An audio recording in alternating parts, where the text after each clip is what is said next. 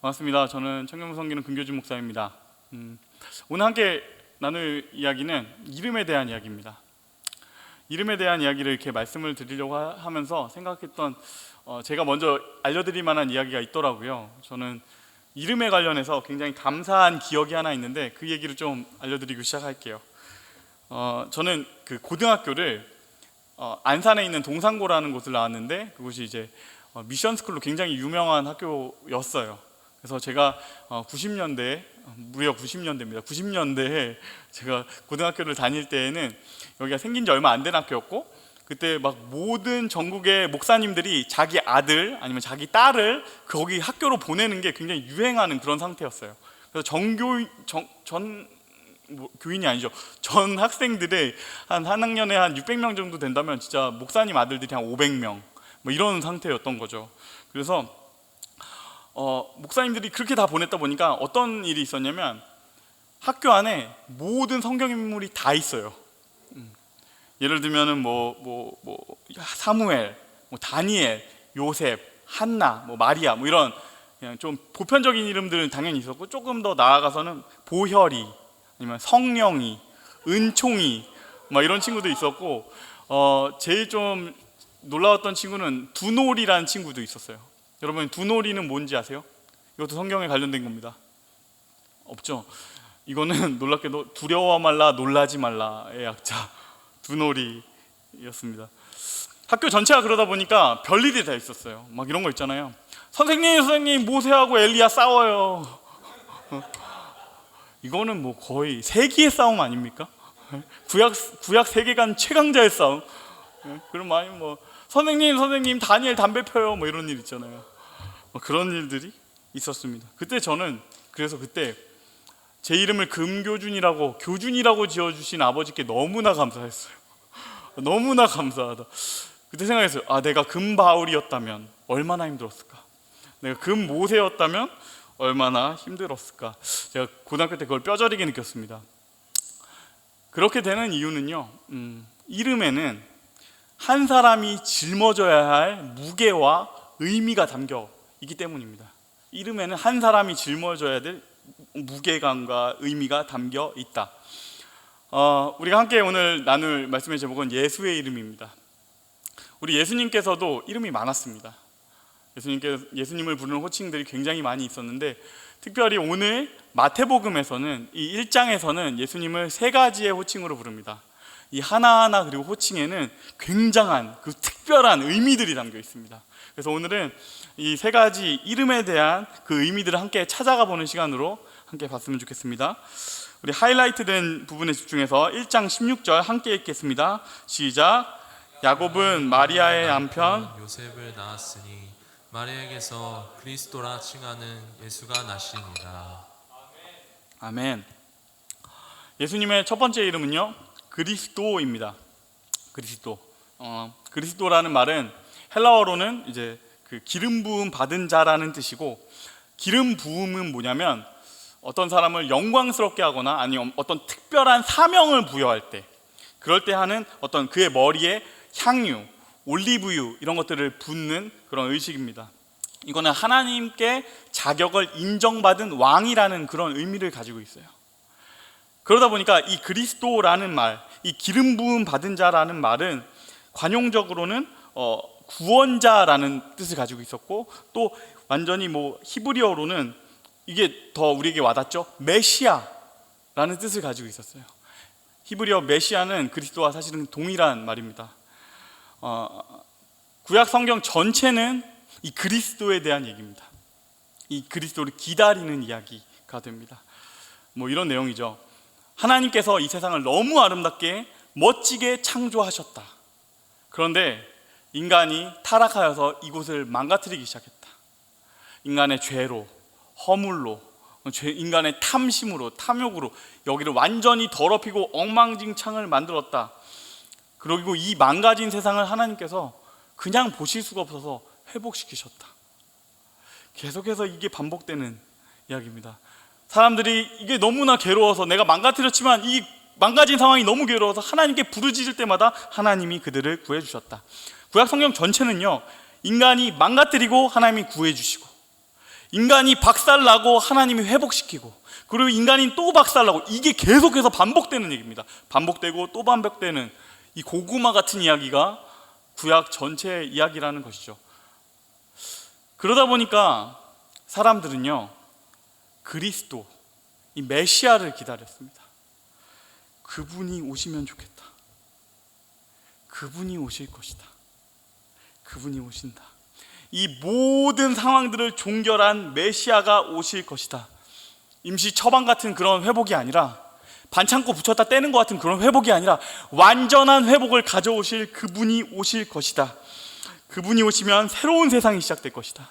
그분이 오시면 하나님의 통치가 이 땅 가운데 이끌어 땡겨와질 것이다. 그분이 오시는 그의 날에 새로운 세상이 시작되실 것이다. 그분이 오실 것이다. 구약의 거의 모든 책들에 메시아를 기다리는 내용들이 담겨져 있어요. 그분이 오신다. 그분이 오신다. 그런데요, 이 구약의 마지막 책이 무엇입니까? 말라기서죠. 말라기서, 여기에 담겨있는 내용은 뭐냐면 그분이 오신다. 그분이 오셔서 치료하는 광선으로 우리를 치료케 하시고 완전히 회복시킬 것이다. 그분이 오실 것이다. 그분이 오신다. 이러다 끝나요. 안 오시고 끝나요. 그러니까 너무 실망스럽게 끝나는 것이죠. 유대인들은요, 지금도 기다리고 있어요. 그분이 언제 오시나? 그분은 언제 오시나? 구약을 여전히 기다리고 있는 유대인들은 그렇게 오늘도 기다려야 하지만, 우리에게는 신약이 있습니다. 신약 성서. 신약의 첫 번째 책 마태복음은요, 이렇게 시작됩니다. 1장 1절 말씀입니다. 아브라함과 다윗의 자손 예수 그리스도의 계보라. 이 족보는요, 아브라함으로부터 시작해서 다윗을 거쳐 구약 전체를 아우릅니다. 누가 누구를 낳고, 누가 누구를 낳고, 누구를 낳고, 그리고 마침내 결국 16절 함께 읽겠습니다. 시작. 야곱은 마리아의 남편 요셉을 낳았으니 마리아에게서 그리스도라 칭하는 예수가 나시니라. 아멘. 그분이 오셨다. 메시아가 오셨다. 그런 이 16절의 말씀은 수천 년 동안 그분을 기다리던 분들에게는 마치 무슨 빵빠레를 울리는 것 같은 이야기예요. 우리가 성경 통독을 하다 보면 사실은 마태복음은 굉장한 어려움을 줍니다. 딱 보는 순간에 갑자기 누구 낳고 막 이름도 알지 못하는 내가 모르는 사람들이 계속 반복되는데요, 이것이 꼭 1장이어야 되는 이유가 있어요. 구약에서 끝까지 오지 않으셨던 그분의 이야기를 이렇게 시작하는 겁니다. 이것을 보는 유대인들은 알아요. 이게 어떤 의미인지.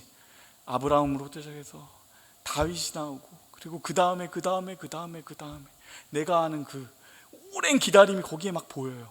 그리고 그 끝에 결국에 이렇게 외쳐지는 겁니다. 그분이 드디어 오셨다. 누가복음 1장에서는요, 그렇게 메시아로 오신 그리스도 예수님이 어떤 분이신지 좀 더 자세하게 설명하고 있습니다. 누가복음 1장 32절과 33절 말씀입니다. 그가 큰 자가 되고 지극히 높으신 이의 아들이라 일컬어질 것이요, 주 하나님께서 그 조상 다윗의 왕위를 그에게 주시리니 영원히 다윗의 집을 야곱의 집을 왕으로 다스리실 것이며 그 나라가 무궁하리라. 아멘. 기름 부음 받은 자 왕이 오셨다. 주의 날이 임했다. 예수님 왕으로 오셨다. 그분이 구원자로 오셨다. 모든 이스라엘이, 아니 모든 유대인이, 모든 인류가 기다리던 그분이 왕으로 오셨다. 예수님의 첫 번째 이름, 이 그리스도에는 그것이 담겨 있습니다. 하나님이 어떤 이름으로 이 예수님을 보내셨는지, 이 예수님의 고귀한 지위와 그분을 기다리는 사람들의 간절한 기대, 그것들이 다 담겨 있는 이름, 그것이 첫 번째 예수님의 이름 그리스도입니다. 그분은 왕이시며 구원자이시다. 그리고 두 번째 이름입니다. 21절 말씀 우리 함께 읽겠습니다. 아들을 낳으리니 이름을 예수라 하라. 이는 그가 자기 백성을 그들의 죄에서 구원할 자이심이라 하니라. 아멘. 두 번째로 살펴볼 예수님의 이름은 예수입니다. 두 번째로 살펴볼 예수님의 이름은 예수입니다. 이 두 번째 이름을 통해서 우리가 뭘 보려고 하냐면요, 2000년 전에 실제로 중동의 한 지역에서 찾아오셨던 청년 예수, 그분의 삶이 어땠는가를 좀 살펴보고자 합니다.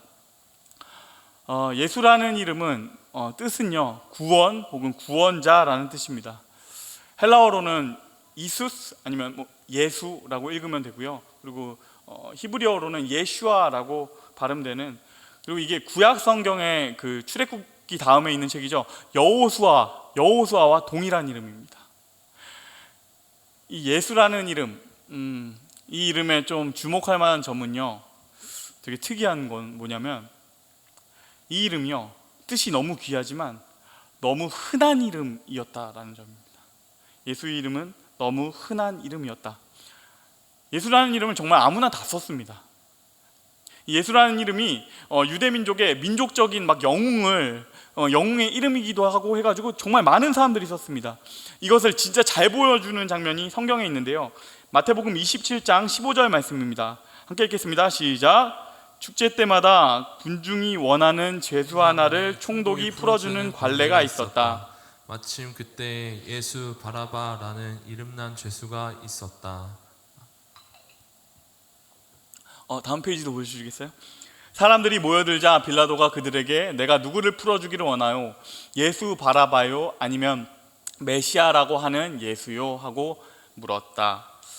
이건 공동번역의 버전인데요, 이거는 예수님께 빌라도가 사형 선고를 내리는 장면입니다. 여기서 보면 여기 두 사람의 예수가 나오는데요, 사람을 죽인 죄수 바라바의 이름도 예수였다라는 말입니다. 그래서 우리가 예수라는 이름이 얼마나 이렇게 흔히 쓰였는지 우리가 알 수 있겠죠. 그리고 또 두 번째로 우리가 알 수 있는 것은 사람들이 예수님을 뭐라고 불렀냐면 나사렛 예수라고 불렀습니다. 이 나사렛이라는 지명을 특정해서 이렇게 부르는데 그 이유는 뭐냐면 그 이름이 너무 흔하기 때문이에요. 그냥 예수라는 이름으로 가지고 예수 이렇게 부르면 갑자기 여기도 저도 왔습니다 그러면서 예수가 막 5명이고 6명일 수 있는 거죠. 그러다 보니까 예수님의 특정한 그 출신을 기록함으로써 특정한 한 사람을 좀 특정하기 위해서 나사렛이라는 출신을 붙이는 겁니다. 그리고요, 이 나사렛이라는 이름에는 그냥 그가 출신이 나사렛이다 이 의미만이 아니라 약간은 예수님을 낮춰 부르는 뉘앙스도 담겨 있습니다. 이것을 보여주는 장면은 요한복음 1장의 나다나엘의 말을 보면 알 수가 있습니다. 제가 이렇게 읽어드릴게요. 나다나엘이 이르되 나사렛에서 무슨 선한 것이 날 수 있느냐? 빌립이 이르되 와서 보라 하니라. 아멘. 당시 나사렛은 지극히 촌동네였어요. 거의 빈민들이 사는 어떤 할렘에 가까운, 슬럼가에 가까운 그런 곳이었어요. 그러니까 나다나엘이 이렇게 생각하는 거예요. 나사렛에서 무슨 인물이 난다고? 뭔 나사렛이야? 나사렛에서 무슨 인물이 나겠어? 예수님의 출신 나사렛, 그걸 붙여야만 알 수 있었던 이름이 예수였다. 그리고 또 한 가지 예수님에 대해서 우리가 알아야 될 사실은 많은 성경학자들은 이렇게 추정합니다. 예수님의 보호자였던 요셉이 아마도 예수님이 어렸을 때 아마 그가 일찍 사망했을 것이라고 추정을 합니다. 그렇게 추정하는 이유는 예수님이 공생애 이후에 요셉이라는 이름이 단 한 번도 기록되지 않기도 하고 한 번도 나오지 않아요. 그리고 또 한 가지는 가장의 이름이 들어갈 만한 자리에 마리아의 이름이 굉장히 많이 등장하기 때문입니다. 이러한 사실들을 통해서 우리는요, 예수님의 첫 번째 이름이었던 그리스도와 예수와의 괴리를 발견하게 됩니다.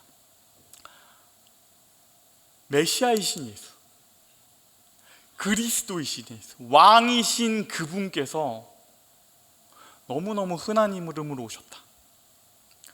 나사렛이라는 땅에 오셨다라는 것이죠. 이걸 조금 더 명료하게 표현하면 더 그럴듯한 이름, 더 좋은 가문, 더 좋은 환경들도 얼마든지 있었지만 굳이 예수라는 이름으로 가난한 목수의 아들로 거의 슬럼가에 가까운 그 나사렛 그곳에 태어나셨다라는 예수님이 그곳으로 오셨다는 말입니다. 이 사실들을 통해서 하나님께서 우리에게 말씀하시는 것이 있습니다. 그것은요, 예수님이 우리의 고통을 아신다는 것입니다. 예수님이 우리의 고통을 아신다. 가장 흔한 이름으로 가장 가난한 동네에 아버지를 잃은 아들로 오신 예수, 그 예수님이 우리 삶의 고통과 슬픔이 뭔지 정말로 아세요. 그분은 그것을 경험하셔서 아셨어요. 이 사실에는 하나님께서 우리를 다가오시는 그 마음이 얼마나 큰지, 그 진심의 크기 어느 정도인지가 드러나 있습니다. 내가 너희를 안다. 내가 너희를 정말로 정말로 안다.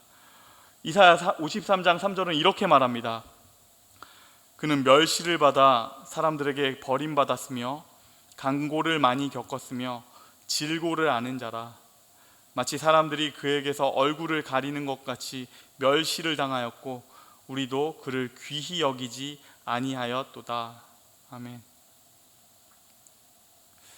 우리의 아픔을 아시는 하나님, 귀하지만 동시에 흔하고 천한 이름 예수, 나사렛에 그 땅에 굳이 오신 예수, 예수님을, 이 이름으로 오신 예수님을 마음속에 그려볼 수 있는 저와 여러분이 되시기를 주님의 이름으로 축원합니다. 그리고 마지막 이름입니다. 마지막 이름은 마태복음 1장 23절 말씀입니다. 함께 큰 목소리로 읽겠습니다. 시작. 보라, 처녀가 잉태하여 아들을 낳을 것이요 그의 이름은 임마누엘이라 하리라 하셨으니 이를 번역한즉 하나님이 우리와 함께 계시다 함이라. 아멘. 예수님을 소개하는 세 번째 이름은 임마누엘입니다. 그 뜻은 하나님이 우리와 함께 계신다. 우리가 앞선 두 이름을 봤죠. 하나님, 그분이 얼마나 우리에게 보내신 그 예수님이 귀한 분이신가, 이 그리스도라는 이름 통해서 그분이 얼마나 귀한 분이신가를 보여주셨고, 그리고 얼마나 그분께서 우리를 아시는가, 그것을 예수라는 이름을 통해서 보았습니다. 그런데 어쩌면 그 두 가지 사실보다 더 중요한 것은 하나님, 그 예수님께서 우리 가운데 찾아오셨다, 우리와 함께 하신다, 이 사실이 어쩌면 더욱 중요합니다. 여기서 이 임마누엘은 단순히 하나님과 우리는 한 공간에 있다, 그 의미는 아닙니다. 하나님께서 우리와 함께 계신다. 하나님은 온 우주 전체가 그의 영역 가운데 있죠. 그가 안 계신 곳은 아무 데도 없는, 어디도 피할 수 없는 하나님, 우리와 이미 함께 계십니다. 그렇기 때문에 그 의미가 아닌 것입니다. 하나님께서 우리와 함께 계시다라는 의미는 조금 더 나아가야 됩니다. 고린도전서 1장 9절 말씀 우리 함께 읽겠습니다. 시작. 너희를 불러 그의 아들 우리 예수 그리스도 우리 주와 더불어 교제하게 하시는 하나님은 미쁘시도다. 아멘. 그의 아들 예수 그리스도 우리 주와 교제케 하신다. 우리를 예수님과 친구 되게 하신다. 우리를 예수님과 친구 되게 하신다. 임마누엘은 그 뜻입니다. 여러분 상상해 보세요. 어떤 부모가요, 길 가다가 정말 형편없는 친구를 한번 봤다고 합시다. 어떤 부모도 나의 소중한 아이가 그 형편없는 친구하고 친하게 지냈으면 좋겠다라고 생각하는 사람 많지 않을 것 같아요. 아니, 거의 없을 것 같아요. 혹시 간혹 그 친구하고 친하게 지내거나 하더라도 그를 긍휼히 여겨서 그를 잠깐 도와줘라라는 것이지, 그와 완전히 연합해라라고 말할 사람은 없어요. 하나님께서 우리에게 말씀해 주시는 우리와 예수님과의 관계는 우리가 그냥 그를 불쌍히 여겨서 잠깐 도와줘라라는 그런 관계를 좀 넘습니다. 우리 모두는 그 형편없는 친구예요. 우리가 우리를 알잖아요.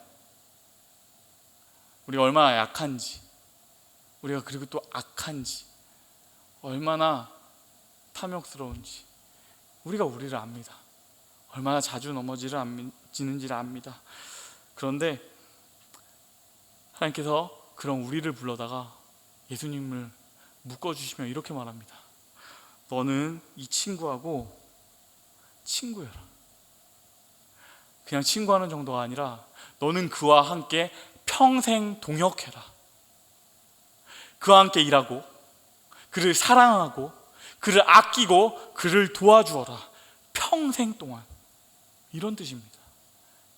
임마누엘은 그 뜻이 담겨 있습니다. 그리고 또 그것으로 끝나지 않습니다. 하나님께서 그 관계로 우리를 묶어주신 다음에 그 다음에 예수님께서 그분이 하신 일이 무엇인가가 중요합니다. 그는 이름 없는 이들을 찾아다니고 새로운 이름을 주십니다. 새로운 정체성을 주셨다. 이게 중요합니다. 예수님이 하셨던 일들이 있습니다. 예수님 평생을 통해서 계속 만나신 사람들이 있습니다. 고아와 과부들, 세리와 창녀들, 불황자와 거지들, 홈리스와 장애인들. 여러분, 이렇게 소외된 사람들은요, 이름을 잃어버립니다. 원래는 자기의 이름들을 가지고 태어나죠. 각자 불려있던 이름들이 있어요. 그런데 자꾸 자기 인생을 통해서 실패를 경험하고 계속 무너지고 아프고 결국에는 소외돼 버리고 난 사람들은요, 그 이름으로 불리지 않아요. 사람들이 이렇게 부릅니다. 그들을 성문 앞에 맹인, 부정한 여인, 귀신 들린 자, 절름발이와 손 마른 자. 예수님이요, 이렇게 불리게 된 사람들, 이름 없는 자들을 찾아다니셨어요. 그리고 그들에게 이름을 주십니다. 마태복음 4장 24절 25절은 이렇게 기록합니다. 그의 소문이 온 수리아에 퍼진지라 사람들이 모든 앓는 자, 곧 각종 병에 걸려서 고통당하는 자, 귀신 들린 자, 간질하는 자, 중풍병자들을 데려오니 그들을 고치시더라. 갈릴리와 데가볼리와 예루살렘과 유대와 요단강 건너편에서 수많은 무리가 따르니라. 아멘. 저기에 있는 저 모든 사람들, 앓는 사람들, 고통당하는 자, 귀신 들린 자, 간질하는 자, 중풍병자, 이름을 잃어버린 그 모든 사람들, 그들이 뭘 하기 시작했습니까? 예수를 따르기 시작했습니다. 예수를 따르는 사람들, 그리스도를 따르는 사람들, 이를 가리켜 우리를 부르는 이름이 있습니다. 그것은 그리스도인. 예수님을 만나서 예수님을 찾아오신 예수님의 손을 붙잡고 치유받은 사람들, 회복해 된 사람들이 새롭게 부여받는 이름이 있습니다. 그것은 그리스도인. 예수를 따르는 자, 그리스도를 따르는 사람들, 크리스천, 바로 이 이름입니다. 청년부 여러분, 어쩌면 우리도 똑같습니다. 우리 모두가 그렇습니다. 저는 아닌데요. 저는 그런 병에 걸린 적 없는데요. 저는 아직 그렇게 실패하지 않았는데요. 저는 그렇게 무너지지 않았는데요. 예수님께서 오셔서 완벽하게 해결하신 한 가지가 있다면 그것은 죽음의 문제예요. 우리 모두는 답이 없는 사람들이었어요. 인생의 가장 중요한 문제, 죽음의 문제. 우리는 죽음을 향해 가는 사람들이었고 결국에는 죽을 존재들이었고 우리의 끝은 어떤 것들이 있더라도 결국에는 죽음, 무덤, 그것이 우리의 끝이었어요. 그러다 보니 우리에게 남는 것은 무엇입니까? 우리의 삶의 보람과 의미는 어디에서 찾아야 하는가? 이것을 찾을 수 없는 사람들, 결국엔 죽고 끝날 사람들인데 우리가 찾아다니는 보람이, 우리의 삶의 의미, 그게 무슨 의미를 가집니까? 그런데 예수님께서 찾아오셔서 그것을 새롭게 해주시는 거예요. 우리는 부유하면 부유한 대로 너무 답 없는 사람들이었고, 실패하면 실패한 대로 힘이 없는 사람들, 괴로운 사람들, 답 없는 사람들, 끝장나는 사람들이었습니다. 그런데 그런 우리를 불러다 예수께서 생명을 주시고 우리에게 새로운 이름을 부어주셨습니다. 너희는 그리스도인이다. 너희는 예수 그리스도 그 이름으로 산다. 그러니 우리는 이제 새로운 이름으로 삽니다. 모두에게 구원을 주시는 이름 예수 그리스도. 우리는 승리케 하시는 그 이름을 가지고 사는 사람들입니다. 예수께서 우리에게 그걸 주셨으니까요. 임마누엘 하나님께서 우리를 찾아오시고 우리에게 관계를 맺어줘 주시고 나는 너의 친구다 말씀해 주시고 나는 너에게 새로운 이름을 부여하겠다. 그것은 그리스도인이다. 너희는 크리스천이다. 이렇게 말씀하시니까요. 그러니 우리는 결국에 멸망하고 끝날 사람들이 아니라 우리는 승리할 사람들이다. 우리는 이길 수 있는 사람들이다. 아니, 이미 승리한 사람들이다. 이사야 8장 9절 10절의 말씀입니다. 이 말씀은 세상을 향해서 외치는 말이에요. 너희 민족들아 함성을 질러보아라. 그러나 끝내 패망하리라. 너희 먼 나라 백성들아 들을지니라. 너희 허리를 동이라. 그러나 끝내 패망하리라. 너희 허리에 띠를 띠라. 그러나 끝내 패망하리라. 너희는 함께 계획하라. 그러나 끝내 이루지 못하리라. 말을 해보아라. 끝내 시행되지 못하리라. 이는 하나님이 우리와 함께 계심이니라. 아멘. 임마누엘 하나님, 그분과 함께 우리는 승리할 것입니다. 죄인된 우리, 답 없는 우리 모두를 찾아오셔서 우리의 친구가 되어주시고 새로운 이름을 주시는 예수 그리스도, 그와 함께 우리는 승리할 것입니다. 임마누엘 하나님, 그분의 이름을 부르고 그분과 함께하는 저와 여러분이 되기를 주님의 이름으로 축원합니다. 말씀을 맺겠습니다.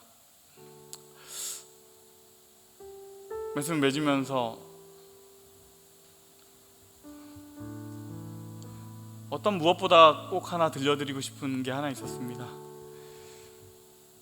오늘 우리는 왕으로 오신 예수님, 그분이 얼마나 귀한 분이신가도 보았고, 그리고 그분이 우리를 얼마나 아셨는가도 보았고, 그분이 우리와 함께 하셔서 어떤 놀라운 일을 행하셨는지도 알게 되었습니다. 이것은 제 친구 목사님이 쓴 시인데요, 그분이 무엇을 하시는가를 이거보다 더 정확하게 보여주는 시가 없는 것 같아요. 그래서 이 시를 읽고 오늘 말씀을 마치려 합니다. 그는 왕, 죽으러 가는 왕, 모두가 살기 위해 발버둥 칠 때 그는 외로이 골고다 죽음의 언덕을 올라가셨네. 그는 겸손의 왕, 모두가 자신의 이름으로 바벨탑을 쌓을 때 그는 종의 모습으로 이 땅 가운데 오셨네. 그는 변두리의 왕, 모두가 빛나는 보좌 위에 앉으려 할 때 그는 외진 곳 이름 없는 자들의 친구가 되셨다네. 그는 누울 곳 없는 성문 밖의 왕, 모두가 자신의 성벽을 높게 쌓으려 할 때 그는 자신의 성벽을 허무심으로 세상을 초청하셨다네. 그는 사랑의 왕, 우리는 모두가 다 양 같아서 그릇 행하여 각기 제 길로 갔거늘 그는 자신의 피와 살을 주심으로 우리들의 생명의 주가 되셨다네.